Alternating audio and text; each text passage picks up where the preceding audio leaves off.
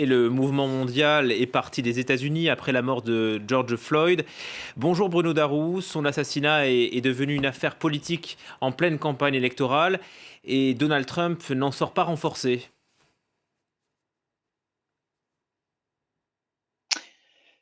Oui, absolument, Julien. On peut dire que Donald Trump, pour le moment, est assez fragilisé.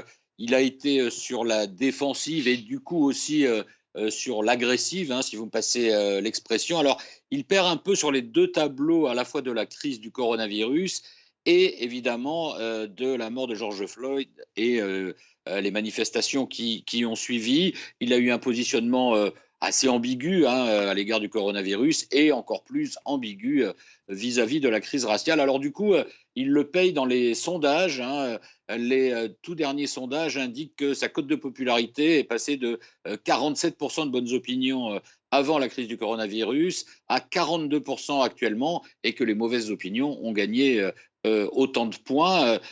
Par ailleurs, vis-à-vis de son adversaire démocrate à la présidentielle, Joe Biden, eh bien, il est en retard de 8 points à l'échelle nationale vis-à-vis donc de Joe Biden. Il faut rappeler qu'à la même époque, en 2016, Hillary Clinton n'avait qu'une avance de 3 points et demi sur Donald Trump. Alors, il faut rester quand même assez prudent, Julien, puisque aux États-Unis, c'est pas tellement le nombre de voix à l'échelle nationale qui compte, mais ce qui se passe dans chacun des États. Mais là aussi, selon les derniers sondages, dans trois États basculent, hein, trois swing states, comme on dit aux États-Unis, de 2016, le Michigan, la Pennsylvanie et le Wisconsin, eh bien Joe Biden, dans ces États-là précisément, arrive devant Donald Trump. Donc une mauvaise séquence sondagière, en tout cas, pour Donald Trump.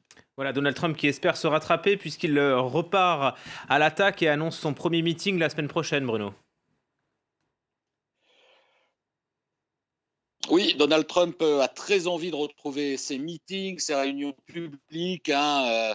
Visiblement, il n'aime pas trop le télétravail. Il a envie d'un contact direct avec ce public où il se fait ovationner, où il est acclamé et où surtout il y a beaucoup de caméras de télévision pour retransmettre ces images à travers tout le pays.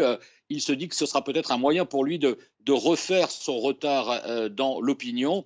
Et puis au niveau des thématiques, eh bien, il va pousser à fond, hein. Il l'a déjà commencé à le faire, la thématique de l'économie. Alors, avant la crise du coronavirus, il voulait se présenter comme celui qui avait un bilan extraordinaire en matière d'économie. Bon, le coronavirus est passé par là et son taux de chômage, ses fermetures d'entreprises. Mais maintenant, il veut montrer que si l'économie redémarre, eh bien, ce sera grâce à lui. C'est lui qui sera cette fois-ci le sauveur de l'économie américaine. Alors, les premiers signaux sont relativement encourageants, il faut le dire. Le taux de chômage qui avait grimpé à 15% est déjà redescendu à 13%. Le nombre d'inscriptions au chômage vient encore de baisser, on l'a appris aujourd'hui. Mais là encore, c'est tout de même un pari un peu risqué parce que la Banque fédérale américaine estime que même si les signaux sont encourageants, eh bien au mois de novembre, au moment de l'élection, la situation ne sera pas revenue quand même à ce qu'elle était avant la crise du coronavirus. Donc Donald Trump, il est un peu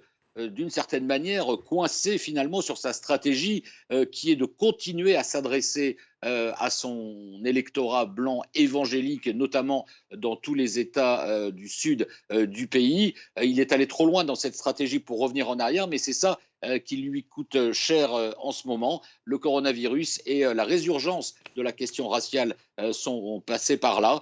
Donc voilà où il en est, Donald Trump. Il faut qu'il se batte. Rien n'est gagné néanmoins pour Joe Biden et il faut rester prudent. Il reste encore 4 mois et demi dans cette élection qui s'annonce pleine de surprises. Merci beaucoup Bruno et à très bientôt. C'est vrai que rien ne vaut les meetings en vrai et le présentiel.